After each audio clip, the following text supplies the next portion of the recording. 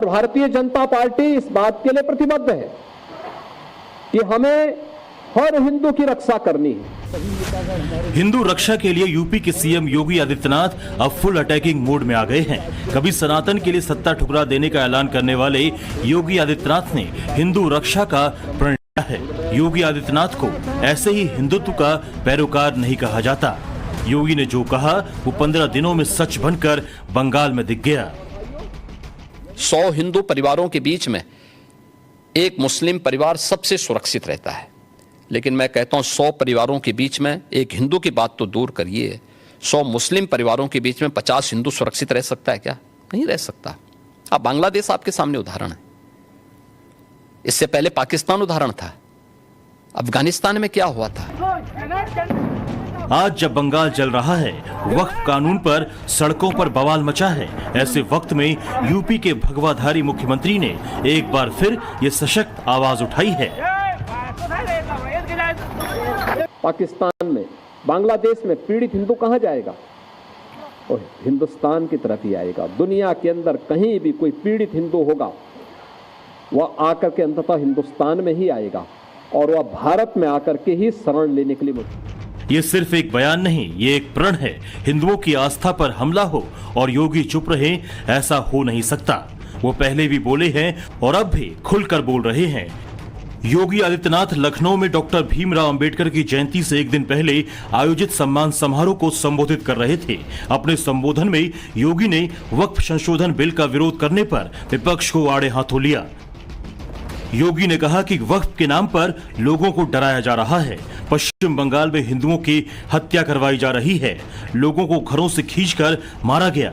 वक्फ की आड़ में हिंसा फैलाई जा रही है, लोगों को डराया और धमकाया जा रहा है। खासकर बंगाल की सीएम ममता बनर्जी को टारगेट करते हुए योगी ने सवाल किया कि आखिर बंगाल हिंसा से किसको लाभ है। हिंसा में आपने देखा होगा कब पश्चिमी बंगाल में मुर्शिदाबाद 3 हिंदुओं की निर्मम हत्या हुई, उनके घरों से खींच करके उनकी हत्या हुई। और ये सब कौन है? ये सभी वही दलित हैं, वही वंचित हैं, वही गरीब हिंदू हैं जिसको इस जमीन का सर्वाधिक लाभ मिलने वाला है। बंगाल में वक्फ कानून को लेकर मची अफरा तफरी के बीच योगी ने यह भी सवाल उठाया कि क्या वहां हिंदू सुरक्षित हैं, क्या वहां मंदिरों की जमीनें सुरक्षित हैं और क्या वहां बहुसंख्यक होना गुनाह बन गया है।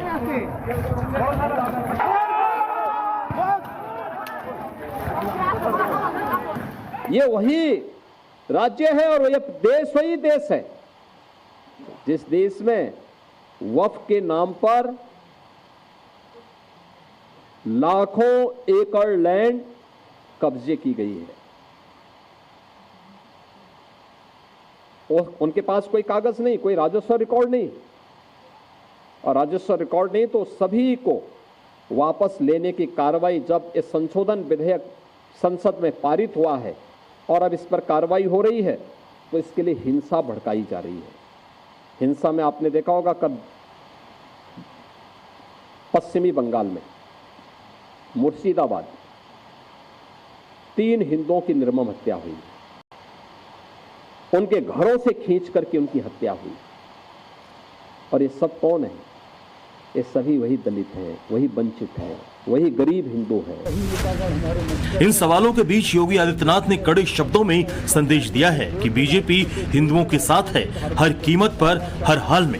ये लड़ाई अब केवल राजनीति की नहीं है, ये सनातन अस्मिता की है। ऐसे में योगी इस लड़ाई के सेनापति बनकर खड़े हैं। यही वजह है जो भगवाधारी योगी को पॉलिटिक्स की दुनिया में इम्पैक्ट प्लेयर कहा जाता है। ऐसा इम्पैक्ट प्लेयर जो बहुत कम समय के लिए मैदान में होने पर भी खेल बदल देता है, जो विपक्ष के चक्रव्यूह को अपने शब्दवान से तोड़कर तहस नहस कर देता है। और यही काम योगी ने हिंदुओं की रक्षा का संकल्प दोहरा कर किया है। आज जब बंगाल जल रहा है, वक्फ कानून पर सड़कों पर बवाल मचा है, ऐसे वक्त में यूपी के भगवाधारी मुख्यमंत्री ने एक बार फिर ये सशक्त आवाज उठाई है। पाकिस्तान में, बांग्लादेश में पीड़ित हिंदू कहां जाएगा? और हिंदुस्तान की तरफ ही आएगा। दुनिया के अंदर कहीं भी कोई पीड़ित हिंदू होगा, वह आकर के अंततः हिंदुस्तान में ही आएगा और वह भारत में आकर के ही शरण लेने के लिए ये सिर्फ एक बयान नहीं, ये एक प्रण है। हिंदुओं की आस्था पर हमला हो और योगी चुप रहे, ऐसा हो नहीं सकता। वो पहले भी बोले हैं और अब भी खुलकर बोल रहे हैं। योगी आदित्यनाथ लखनऊ में डॉक्टर भीमराव अंबेडकर की जयंती से एक दिन पहले आयोजित सम्मान समारोह को संबोधित कर रहे थे। अपने संबोधन में योगी ने वक्फ संशोधन बिल का विरोध करने पर विपक्ष को आड़े हाथों लिया। योगी ने कहा कि वक्फ के नाम पर लोगों को डराया जा रहा है। पश्चिम बंगाल में हिंदुओं की हत्या करवाई जा रही है, लोगों को घरों से खींचकर मारा गया।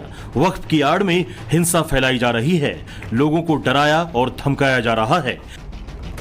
खासकर बंगाल की सीएम ममता बनर्जी को टारगेट करते हुए योगी ने सवाल किया कि आखिर बंगाल हिंसा से किसको लाभ है। हिंसा में आपने देखा होगा कब पश्चिमी बंगाल में मुर्शिदाबाद 3 हिंदुओं की निर्मम हत्या हुई, उनके घरों से खींच करके उनकी हत्या हुई। और ये सब कौन है? ये सभी वही दलित हैं, वही वंचित हैं, वही गरीब हिंदू हैं जिसको इस जमीन का सर्वाधिक लाभ मिलने वाला है। बंगाल में वक्फ कानून को लेकर मची अफरा तफरी के बीच योगी ने यह भी सवाल उठाया कि क्या वहां हिंदू सुरक्षित हैं, क्या वहां मंदिरों की जमीनें सुरक्षित हैं और क्या वहां बहुसंख्यक होना गुनाह बन गया है।